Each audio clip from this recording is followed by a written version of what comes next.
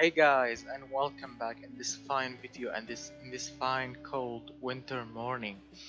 It's been a while since I made a video, but it's okay because I was very busy and it's the end of the year, and yes, we have a little bit of preparations to do and a bit of stuff to do. It's okay, I'm back now and everything's alright. So this is a cool request by Mr. Water Water Potter. Yes, that's his name. Water Potter, yes, you can call it that in American. So he wants the legendary WTCC engine for the Chevy Cruze 1.6 liter turbo.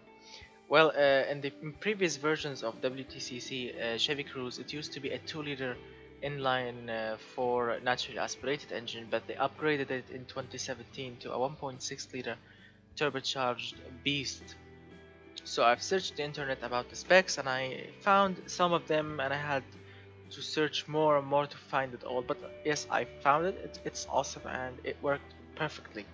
So to start with the engine, it's an inline 4 engine that you can find in a Chevy Cruze, and yes, it's a 1.6 liter with an aluminium block with aluminium heads, 79mm on the bore, 81.5mm on the stroke. So yes, it has more stroke to make more torque, and as you can see, the bore and stroke is the same of the stock engine. But what they did is to make it more racing, and to push more horsepower out of it, they had to change the internals from normal cast to forged steel crank with lightweight forged connecting rods and lightweight forged pistons. +5 quality. I didn't have to push them harder than +5. And then moving on to the compression ratio.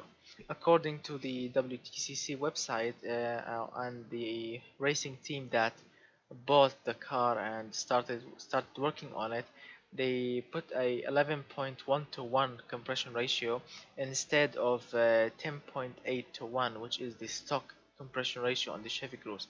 I'm actually impressed that the stock normal Chevy Cruze engine is 10.8 to 1 compression ratio. That's awesome. And in the racing version, as I said, 11.1 to 1. And the cam profile, I didn't have to push it that hard. Only 79 made all the required power and torque that I want. I had to push it to +10 so I can get the correct amount of power and torque and a good power range, or power curve as you call it. Variable valve timing on all cams, yes, I searched it, and yes, they are using it in the racing engine. Turbocharger, as you can see, ball bearing, large air-to-air intercooler.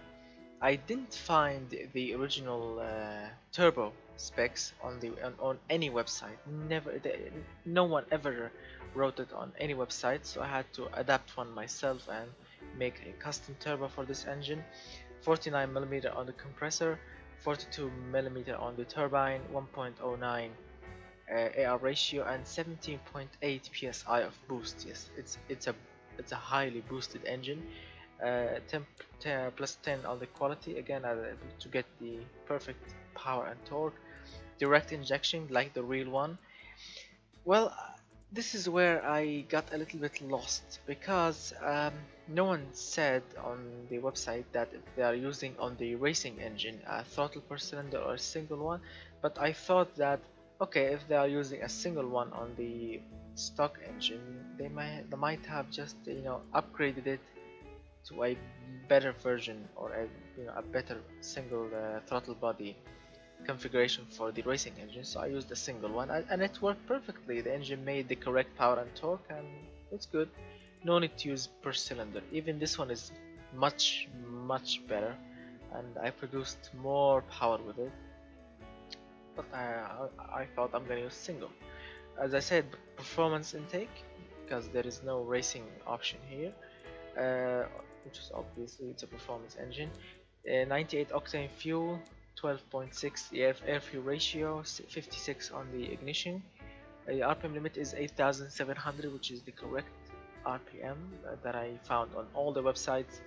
+10 quality, short cast headers, single exhaust of course, 2.8 inches on the exhaust diameter, or 69.8mm. High flow three-way, yes.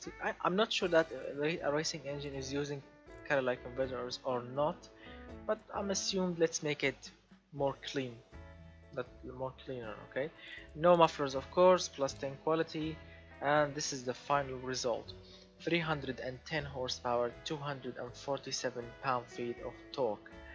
Yes, the engine is producing or making 17.1% on the fuel economy.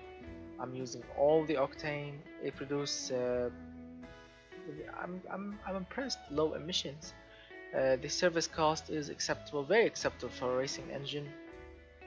86.2 on reliability, which is very good. Smoothness, yeah, it's smooth somehow. Throttle response, 50 points. As I said, if I used a throttle per cylinder setup, it will be higher than this, but I'm not sure. If you know the correct answer, or if you already know that, or if you already know which version did they use on this engine, throttle per cylinder or single, tell me in the comment section if I'm right or wrong. Makes the perfect power and torque, perfect ones, very correctly to the real engine. 109 kilograms, or let's say 110, nearly 110. Yes, the engineering time is high because this is a racing engine. I mean, few examples will be made from this engine. It's not a mass-produced engine, but it works awesomely. So if you are wondering, this is the power band, as you can see, or yes, the power curve. The boost will start here at 3700, and as you can see, it will keep on climbing up to 8700, as I said, with 300. No, actually, the 310 horsepower stops at 8500, and the torque stops at 5700. So basically, yes, it's a racing engine, which is very cool. So now let's hear this beast. As you can see, it starts. The exhaust mode is shaky and sporty. That's awesome.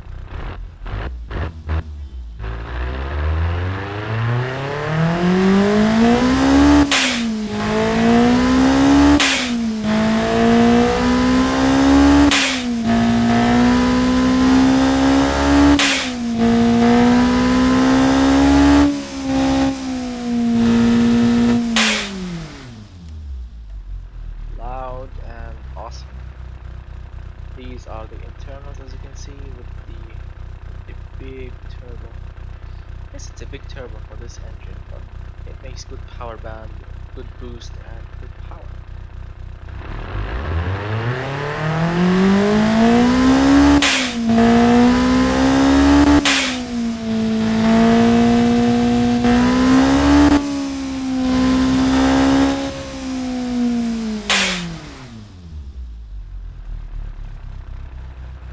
Amazing.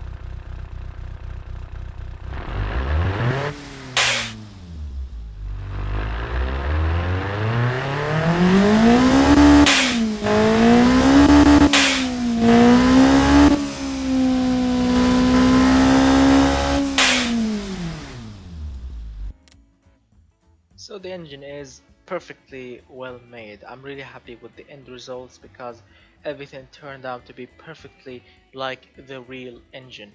Again, this is the WTCC Chevy Cruze 1.6 liter turbo from the WTCC Chevy Cruze in 2017 version. As I said, most of the parts, like 90%, are on plus 10 quality. It's a turbocharged engine with these awesome specs. And again, thank you so much, Mr. Water Potter. Yes, I'm gonna say the T, I'm not gonna hide it. Water Potter, or Water Potter. I'm speaking to an American. Okay, so this has been a cool video. I'm really impressed with the end result, and again, as always, not again, as always, if you like the video, just smash that like button, and if you are new to the channel, just press that subscribe button, because I promise that you will love all the previous videos that I made, and I want you to watch them, and smash that like button if you like the video actually. And I will see you in a very very special video very soon, because I'm working on it, and I promise that you will love it. So thank you so much guys for watching. I will see you in a very special video very soon, and bye bye.